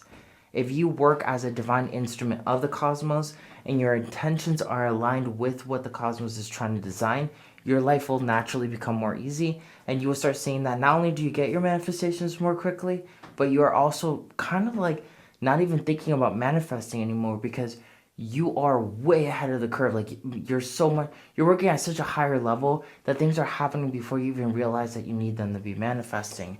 Now, what's interesting is that we also have the energy of Shiva with the Ace of Cups. So the Knight of Swords tells us like to go after what we want and focus on trial and error and just doing whatever. Shiva then comes up with this energy of the fires of life. Fires energy, kind of like reminding us more of that fire energy that's ruling the entire year. February is very in alignment with the cosmic constellation of what's going to be happening for all of 2025. Now, what's really interesting is 2024 had a very similar effect where 2024 February was like a warp tunnel year. This is very similar of the sense, like it's almost like a warp tunnel again, and that warp tunnel can lead to other locations, but what's it's echoing is this divine essence across every atom across reality. It's basically anatomical shifting. Like you're actually commanding reality before reality is fully manifested on what it is that you desire, and you have to do that from this peaceful creator state. Destroy what doesn't work, let it flow out of your reality, state what you do want to the cosmic jinn, let it bring whatever it is that you need, work in harmony with the cosmos will take care of everything else that you are, missing, basically. Now, if this sounds super woo-woo in the reading, it's only an experience. Like that first card of Brahma coming up is telling you you have to experience it. So for those of you that are really adept, or if you're really looking to enter a high level of spiritual awareness and you want to see what true magic and what shamans and the gurus have been talking about for such a long time, this year, 2025 February, is the year for you to do that. Go all in or go home packing, because the universe is deciding to marry you with a higher reality that is going to bring you the highest sense of love and luxury, which is interesting because in January, the Empress comes up upside down, so she's actually not activated. In February, the Empress is reactivated again, and with the Hierophant is also reminding us that it's a love vibration, so it's double Venus energy coming up. And since it's double Venus energy and it's affecting our heart chakra is about relationships, love, connectivity to others. And then we start seeing, oh wow, we're talking about the rune of humanity and harmony and the constellations and banishing negative entities. There's so many connecting dots here to show you this is going to happen with or without your participation, and wherever you're caught on the wave of the cosmos is how you're going to get affected by it, positively or negatively. So this is really truly saying I'm committing to the new version of myself, no matter what. Even when it seems scary or it doesn't make sense, I'm going to go all in because I know that's what's actually in harmony with the universe. The universe quite literally is saying it wants you to fully step into your highest vibration. No questions asked. Just do it, even if you have to have blind faith. By doing so, you will then be in what the reality is calling forth, which is more authenticity, fifth dimensional energy, sixth dimensional understanding. We also have the energy of the furious response. This is kind of giving us, again, another indication of some sort of war. And then we see like this commonality here, the tower coming down. The tower is also being ruled for all of 2025. It's Mars energy, right? So it's Uranus energy. There's a collapse. There's more tension in the government happening in 2025 in America. There might be a couple like talks of war or tension that happen around the world. This isn't World War II energy, World War III energy, but it is energy that is telling us to be aware that people are going to be more aggressive. People are going to be more confrontational. There's going to be things that are happening in the world that's forcing us to kind of step up and, not, again, create our boundaries. Speak up to what is acceptable and what's not acceptable at many capacities of our life. Not just in our personal relationships, but how we actually live our lives personally. We have to be able to look at these things and choose to interact with grace. This is probably the most powerful thing in February, is the development of grace. Let people be angry, but it's the way that your response delivers more of the same, right? Like if someone's talking to you and spitting fire at you and you throw gasoline, you're just creating more fire. And that's not meaning like choosing to run away from a situation. That's actually giving us the opportunity to recognize that like you choose whether or not you're in a battle with an individual or not, and not to give yourself the opportunity to just always default to other people's responses in their reality. We also have the energy of judgment coming back up to another cosmic law. This cosmic law being matched with the fire energy of Agni, we start seeing another echo similar to how January had a similar echo. This is showing us, hey, this is all predestined. Everything that's happening in February, similar to like January, is all predestined. The collective consciousness chose to work with this. The only free will that you have is whether or not you want to be in tandem with the cosmos, right? Because that harmony constellation energy, or if you want to go ahead and work within your ego, being against the order and the desires of the cosmos, and therefore you will have struggle and tension, right? So really clear energy coming up. We also have the energy of the ebony devil, which this energy is still like the devil. It's kind of describing to you that there's going to be a lot of temptation, which is primarily coming from yourself and from a distortion in the collective consciousness that is associated to you. But when we reference the ebony devil, this is also giving us the opportunity to recognize that there's a part of ourselves that we enjoy that we know is problematic, but we've somehow put it on a pedestal because it's gotten us things that we at an ego base would really like to continue manifesting. And that's different for everybody. Like, there might be a part of your personality that enjoys when someone triggers you and gives you an opportunity to get into a confrontation, because then you can let out all this negative energy that you have pent up inside of you, right? Or you can have a different situation that's very similar where you're preserving a very vile, darker concept of yourself, which isn't evil, but the fact that you're preserving it and you're putting it on this pedestal is the problem itself, because it's not helping you grow in this year of 2025 and moving forward. So recognizing the true darkness that you're carrying inside of you, and then once you see it, you can choose, am I going to hold on to it, or am I going to modify it, or am I going to let go of it all entirely, which then gives you the opportunity to really like choose new things, right? Finally, we have the energy of the Empress again coming up. This is now like triple energy, quadruple energy of Venus. So here, this is like choosing love, like work from a heart space. Heart coherence is going to be massive in February. Quantum heart techniques, if you haven't taken those meditations that I've created, definitely giving back to the collective. When you see someone who's down and out and they can actually retain the wisdom and the help that you can offer them, actually offer it in kindness and in love, and see how that person digests it. Be open to having boundaries, but also knowing when those boundaries are loving, right? Like, boundaries don't always have to be negative. Boundaries can be positive things as well. Just giving yourself this opportunity to really analyze who you've been and how you can have more pleasure with the good and the bad. This is very like balancing 2 months of 2025. It's very light magic, dark magic based, kind of forcing you to really like take a new role in what you've been participating in the cosmos.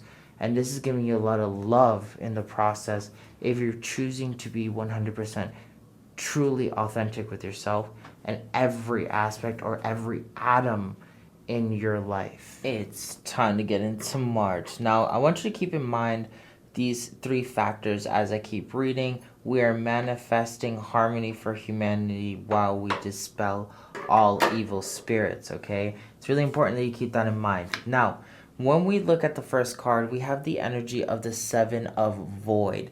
Now, this is the energy of Source. It's quite interesting because it's the nothingness, it's limitless light, and then it's the creation of reality itself that comes into play. So this is the energy of God from like a nothingness standpoint, right? It's like the antithesis of God. God is usually seen as like an eternal light. Well, this Ein concept is the energy of nothingness. There wouldn't be light because it's just an eternal void. Both concepts are God. Usually people who see God as light are the light workers, the right-hand path people, and the people who end up seeing God as nothingness or void are the left-hand path people. So this is a really interesting energy because it's saying that March is this godly energy of nothingness. and it does have the opportunity to still harbor light and materialization, but we're coming back to this sense of nothingness, which then if we kind of like think about the first 2 months that were happening, we see that like these 2 months were intertwined through like that green heart chakra energy, and then February was very heavy dominant with the Venus energy. We kind of start seeing that we do this intense January, February self understanding, self love, self cleansing, self modification, programming our reality, really casting away negative spirits for the greater good of all of humanity, and anchoring a constellation of harmony, right? Or a constellar energy of harmony, so that we can return to a sense of nothingness. It's almost very Buddhistic, where we kind of like let go of all of our manifestations so that we can simply just exist in harmony with the manifestation itself, not really questioning anything else. Then we have the energy of autumn raw that comes up. That is the energy of the sun. Very interesting that I've been talking about these 2 months being about the atoms, atom, right? So I've been talking about a lot about this energy of connecting at an anatomical level, shifting reality from a great spirit level as our spirit aim. So Atum Ra is that energy of the spirit aim, it's self, and it's also the energy of the sun, which is the energy of fire that's coming up in both of these. From noon came Atum Ra, okay, literally, and the noon is the energy of the vibration of judgment. So we start kind of seeing how the cards are talking this very interesting story. We have Baset, we have the energy of Set with Tower card. A lot of Egyptian concepts starts entering this 2025 year, because it's almost like we're repeating ancient Egyptian history for a lot of people. So you might notice that ancient Egyptian concepts start really showing up. Karmic lives, things like that. If you practice ancient Egyptian magic of any form, that would be a really great moment, especially in the month of March, to really enter this vibration. We also have this energy here underneath. So we have the sun, right, that's on this card, and then underneath that we have the energy of the void. So here it's like a double reference of the void that brings us into a deep level of positivity and happiness. Now, most people think that the void or nothingness is something that you would want to avoid because it means that you're not existing anymore. But really, being in the void sometimes gives you the opportunity to exist exactly as you've always wanted to, because you're no longer being tethered to anything that's been trying to keep you in a specific form. So that energy of Atum Ra coming out is telling us that there's a ton of occult magic that's presenting itself in March. And it's giving us the opportunity to deeply analyze what we no longer are, and not to have worries on anchoring realities that may no longer be in alignment with us. There are many desires and creations that we all want, but what if those creations are not actually us, or they're not actually of us, and they're actually a hindrance? So now we can choose to evolve past them and create true happiness by being in a state of nothingness. That state of nothingness is also known as the state of samadhi, or that state of being, which is very similar to an echo that happened in these earlier months of January and February, that energy of being. So it's this vibration of who are you? If you are that successful entrepreneur, be that person. It's no longer about like, let me attempt to be that person, right? It's no longer about like, how do I create myself as that person? It's no longer, let me take a million other courses to try to be that person. Do whatever you need to do that enhances you as that person already. If that person would be taking a very specific training from a certain school or instructor, then do what that person will be doing. But stop doing things trying to attain the identity that you're trying to claim, because the universe isn't going to respond anymore, at least for 2025, and this first third of it, which is telling us very deeply, let go of the identity. There's no more space for it. Anything that stays is because you're claiming that, because you're not returning back to nothingness.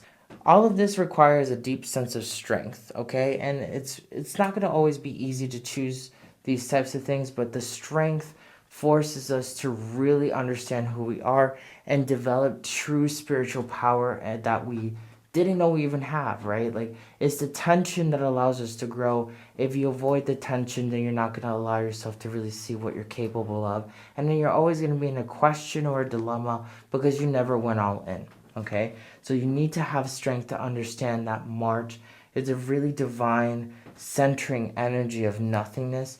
And sometimes it's the most difficult to just be by yourself, doing nothing, not talking to anyone or relying on anyone or telling yourself stories of anything other than what's actively happening for you, which is really powerful with the top section because there's a lot of death energy and transformation and cataclysm that ends up happening all throughout 2025 at that top energy. We also have the energy of the King of Pentacles. The King of Pentacles is taking financial strategy. This means that March will be a really good time for investments. If you set things up now or you start doing your research, you can definitely make a ton of money in March with your personal business, stocks, finance, etc. So this is a good time for you to kind of rather start learning, during in December and try to prepare yourself for March, or start kind of like making your attack plan.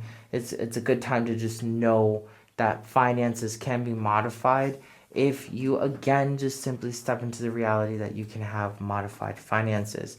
There's a lot of winning victory energy with the Six of Wands, and the Six of Wands is also tied to greed. So be careful of being caught in greed, and this usually is associated to stocks and crypto, where people end up feeling a fear of missing out. They enter the crypto market, they put a bunch of money into it, and then because of their greed, they don't know when to pull out and they get liquidated. Things like that happen in a lot of different ways. Pay attention to whether or not greed is guiding you, because greed will lead you to failure. If you're making movements because you're strictly doing them because you feel good about them, you're in alignment with yourself, you've let go of an old identity and you're choosing victory, this will always lead you in the right direction. Now, you really need to be stating and stepping into this vibration of being completely in tune with your instincts, which is really interesting because before I pulled that card, I had mentioned something about being in tune with your instincts and your intuition, essentially, like your baseline knowing. So here's a second iteration of what I just said, letting you know that you really need to hone your clairaudience, your clairsentience, all of your clairabilities, any of your natural psychic abilities, and listen, be strategic. Everyone has unique psychic abilities that pertain to them. Not all of them need to be developed for your spiritual goal, all right? I'm going to say that again. You may have 100 different spiritual techniques and spiritual powers, but you may only need 4 of them to help you to get to your goal or the reality that you're creating. Refining yourself as an alchemist, as a shaman, as a creator of your reality, as a god of your reality, is by understanding that not every power, every tool, everything that you have is necessary in everything that you do. Okay? Like, there's a lot of deities that have a lot of techniques, but they may have only just used maybe a consistent 2 to 5 on a regular basis for any situational and it's dire, right? So you really need to understand how you can evolve past thinking like you need to have all these protections and you need to do all these modalities and you need to do all these certifications and you need to keep, there's, what if you just need to really apply yourself? You need to stick to one modality and you need to give it your all in every area of your life, and that's what's actually going to open up the doorway for you to be super in tune, not only with yourself, but super in tune with the cosmos. That being in that feral instinct of yourself would be like harmonic to the entire collective consciousness and humanity itself. So really do truly understand how to think like a smarter spiritual person. Some people are still thinking at the spiritually awakened level. And now, if you are truly somebody who's been doing this work for a long time, or you're choosing to evolve past just being spiritually awakened, it's about being spiritually aware of yourself, spiritually aware of how reality is a technique. Creating reality is not about, oh yeah, I'm just going to ask and I'm just going to just randomly throw spaghetti at the wall. No, it's conscious creation. Like if you want to be a content creator, then you want to put all of your strategies and all of your psychic abilities and everything that will help you get to being a content creator, and use that strategically so that your life actually manifests in the direction that you want. Like you don't want to just use things that are irrelevant with the creation itself. Then we have the energy of the world that comes up. The world is basically saying massive transformation on many levels that we're not even expecting. The world usually does reference the entire world itself and our own personal universe. So this is kind of like indicating another transformative shift that is bringing us closer to marrying a new sense of self. The Hierophant was also in the energy of February, so then we see that energy kind of just carry over again into March, still marrying something, still trying to understand who we truly are. This next identity, it's almost like we stepped into a new identity, we let go of the old identity, and now we're refining the new identity as that identity is being redefined along with the collective consciousness. So like we are each individualizing ourselves, the collective consciousness is individualizing itself, and then that's causing all these other things in that ecosystem like government, pop culture, etc., to refine itself based off of how we're all choosing to anatomically change into a higher vibration. Now, if you've seen any of my other tarot yearly predictions, they're not this complex and cryptic. Like, because we're no longer in a 5D reality. That was 2024, and prior years we were really like kind of fluctuating between 3D and 5D.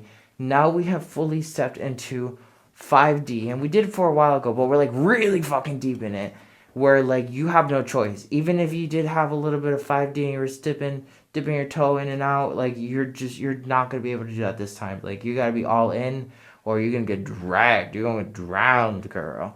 So really put yourself in this opportunity to recognize the true power of who you're marrying, what you stand up for, and be more conscious of all the decisions that you put out. A lot of times people are like, oh yeah, I want to be a part of a community, and I'm trying to just find my home and my soul tribe.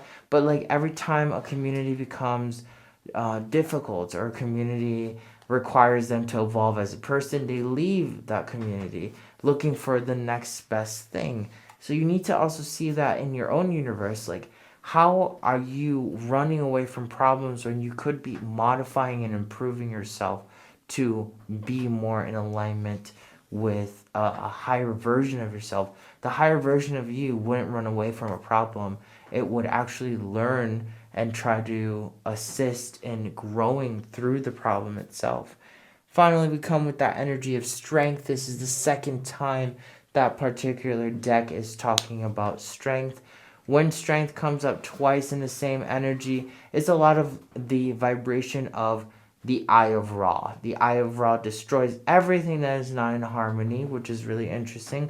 Everything that's not in harmony is being destroyed so that it can be in a constellar harmonic space. And this is kind of reminding us that we're stepping into this higher energy of magic. We're being forced to evolve into higher states of magic. And these first couple months have a lot of major arcana ruling. So major arcana are cosmic forces that are forcing things to happen.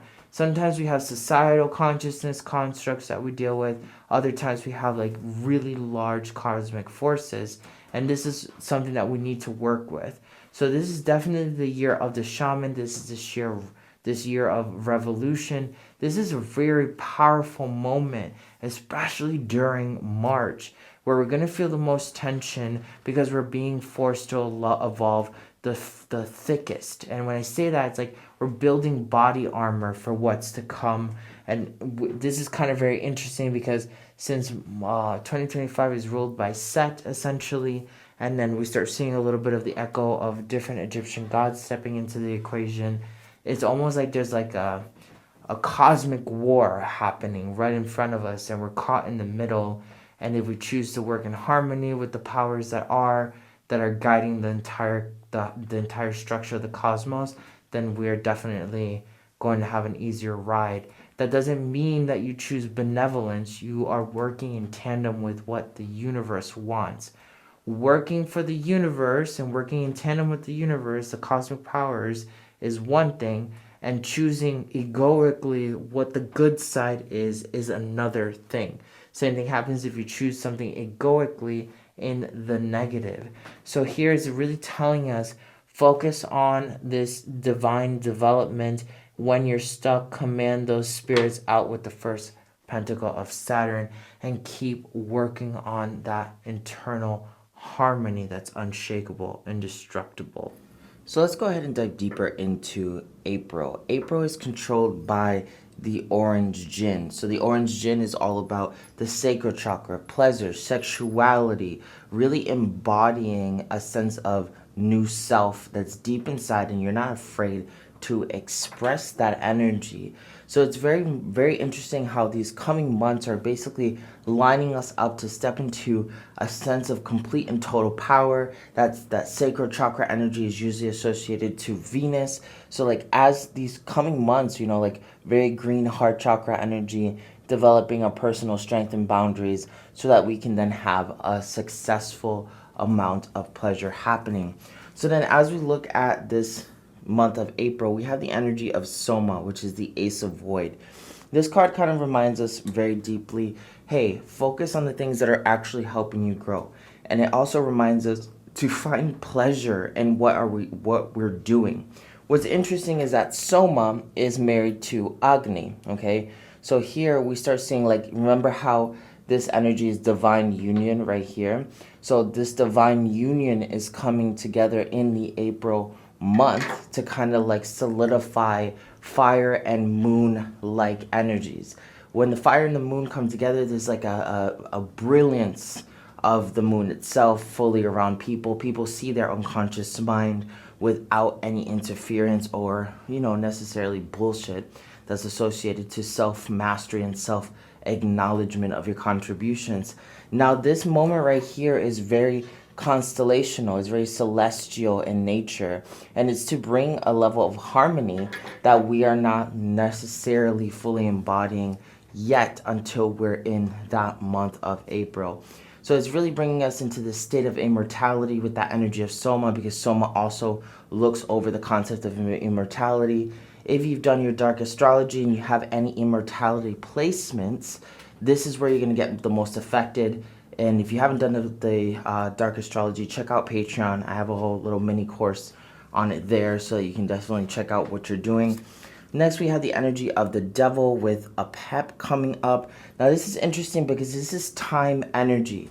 All of 2025 is controlled by the 8th chakra. So it's all time, energy, space, transformation, etc. Now, what's really interesting is that we had the devil in this section over here, and then the devil is showing up again in April. Kind of just saying okay, we may have faced something with the devil in these first 2 months of 2025, helped us really understand where we're fortifying a negative aspect of ourselves that we're preserving. But then when it comes to April 2025, we really need to look at any of the negative qualities that we are carrying and then actively choose to walk away from them. Even if they are benefiting us, we need to choose to actively walk away from these energies. Because if not, then we're going to get very deep into a sense of self-cataclysm, kind of really aligning this energy with the energy of the Tower or the energy of Set. Now, the devil and Set are very much so associated to each other. In Egyptian alchemy, Set was considered the devil of the Egyptians in a way, right? They had an evil spirit that was equivalent to the devil, and that was considered Set. So in a way, you can look at Set or the devil owning all of 2025.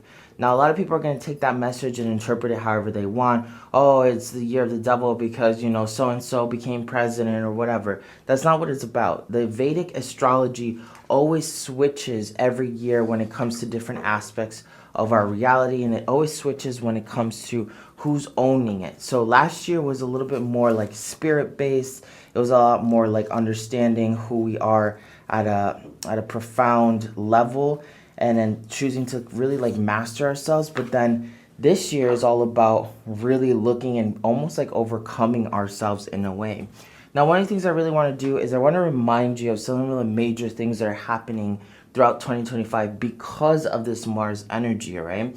And then this is why it's really important. I didn't read this at the beginning of the reading itself because it doesn't feel like it was that important until April. Now, this is a time of completion, success, and good fortune, a time for fulfillment of desires, organizing yourself, gaining favors from men of authority and government officials, but it will also bring slight disagreements, a harmful exchange of harsh words with an officer if that comes to pass. It also brings us success in combat and competition, honor in society, and chances of unexpected financial gains through the lottery, inheritance, and other sources. During this year, one should avoid doubting and perfectionism by devoting more energy to your spiritual pursuits. This year will bring very, very good results. So this is interesting because here we're hearing kind of like what this has all been preparing us for. And at the beginning of the months, we were also talking about letting go of doubt, letting go of any procrastination, creating boundaries that allow you to be in a very good place by this time. So in April, if you haven't done any of the major tantric Vedic astrology movements that are being talked about, then you're again going to have almost like an echo of January where things are very difficult and things seem to be breaking down. Now, what's interesting is since last year was a year of victory and this year is the year of endless prosperity, we really honestly do have the opportunity to make amazing things happen. But in a way, we have to allow ourselves to kind of like be the fool and walk on the edge of the cliff. Kind of like having this fun, having this adventure, but also bringing in a little bit of like personal pleasure in a way to the danger that's happening. So sometimes we play a game and the thrill of a game is the fact that we could lose, right? That's why we sometimes play some games. And then if we do lose, it's not the worst thing in the world because we can choose to play again or change our strategy or play a different game that could be much more beneficial. In April, it's really reminding us to step into this higher and integral energy of recognizing that life is a hologram, life is a game. The universe wants you to take like self accountability and mastery in the first 3 months of 2025, and it's trying to help you really solidify yourself. And especially because April is another Jin month, this is where we can start using these aspects that we've pulled out to really solidify, okay, I'm bringing more pleasure in with that energy of Soma, but the pleasure is not just in my physical life. The pleasure is internally. It's in my unconscious self. Let me cultivate heart coherence with pleasure so that I can be in a very high vibrational state. Now, since the month of the entire year of 2025 is controlled by Mars, and then we see a lot of Venus energy very deeply in February. Venus is the lover of Mars. So like these energies are all coming together to help you almost have like a tantric union between Mars and Venus in the month of April, especially because the orange gin is tied to sexuality and pleasure in the sacral chakra. So if you are a manifesting generator or a generator in April, you're gonna have a lot of beautiful opportunity to exercise your power if you know anything about the human design charts, which is a really great opportunity for your growth. Now, we also have the energy of the director's cut. Here again is kind of reminding us, dude, you're gonna have to make calls to make your life easy. This year is about no bullshit. This is like the cutthroat year. This is getting rid of people that don't serve you anymore, getting rid of projects and habits and things that don't serve you anymore, that are not in alignment with you, that are not helping you grow, that are not allowing you to step into the highest possible vibration that you can embody, that you know that you're destined to embody. And if you fight that, then of course the jinn is going to work against you. The jinn is also going to be focused on whether or not you're actively choosing the higher vibration, or if you're constantly allowing yourself to sit in this space of, oh, maybe something will happen for me, like I don't really have to take too much action. If you sit on the sidelines, you will see the manifestation of non-realization. Now, we also have the energy of the lovers coming up. This is very much so that energy of bringing in a new partnership. And Here we had the energy of the Hierophant again, which is marrying the lovers. So we start seeing like echoes between these two Jin months, which then gives us an indication that there might be other echoes in these lower Jin months that are playing through. So this is a confirmation telling us that just like in 2024, where February was a warp tunnel that affected a bunch of these other months, February in 2025 is a warp tunnel that's interacting with all the other Jin months to create the ultimate identity. So what I want you to do during 2025 is realize that you're not manifesting forward into the future. You're manifesting forward, backward, and present into your reality. There is no future.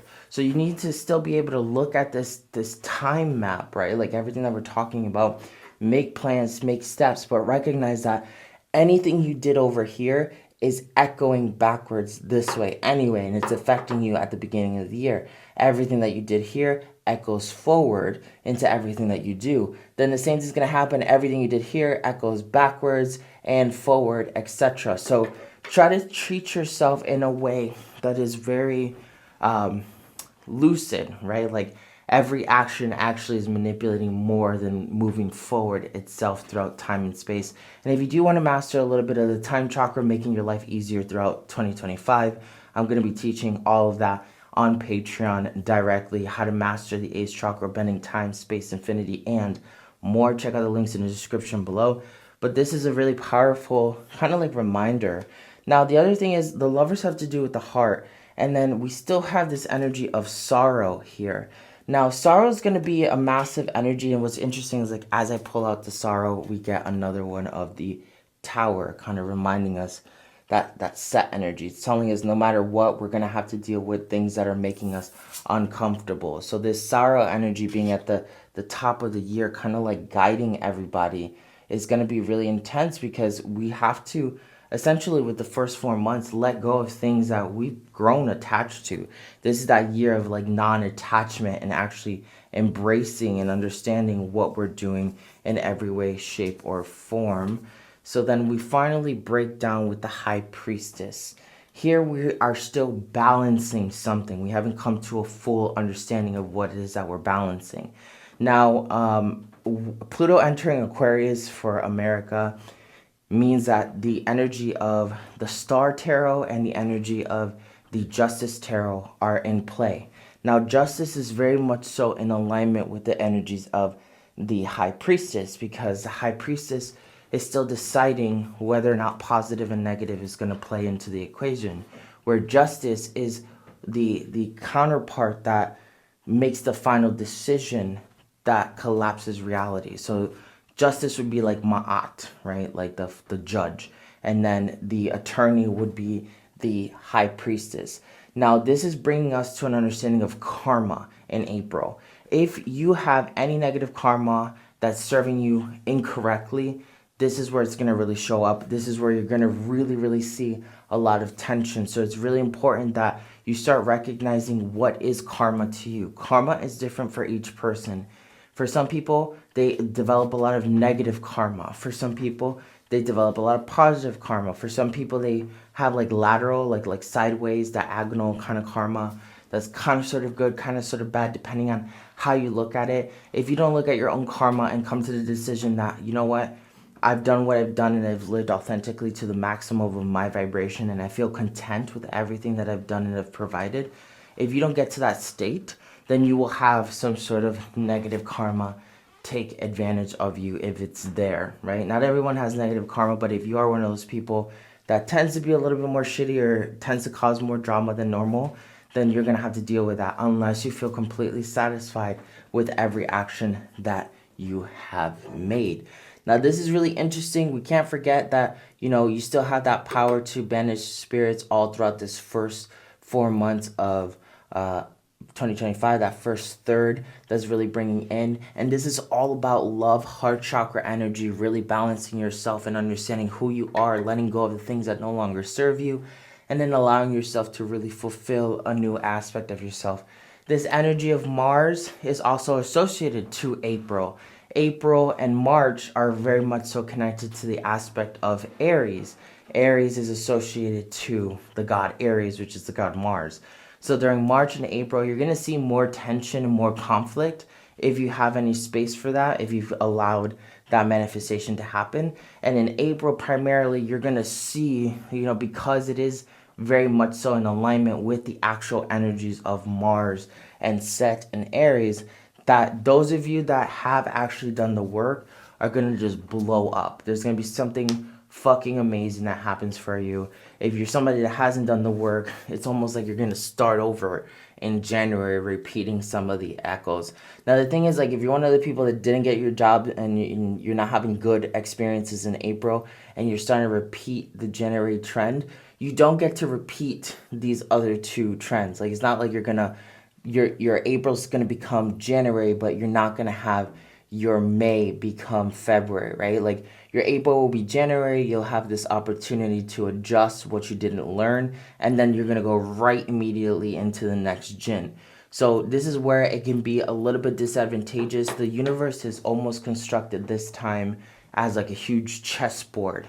The movements that you make while playing chess can determine now or later on whether or not you're going to win. Chess isn't always like the most obvious movement that you make that ends up making you the winner. It's about strategy. So this year is about strategy. You're playing a chess game.